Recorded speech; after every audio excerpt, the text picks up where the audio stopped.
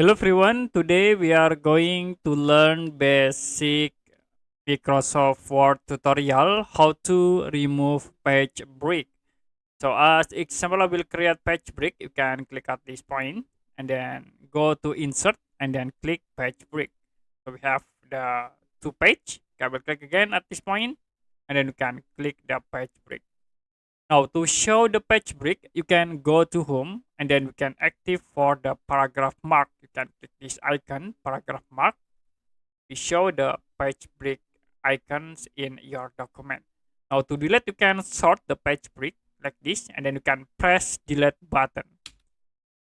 I will select again this page break. You can press delete button to remove.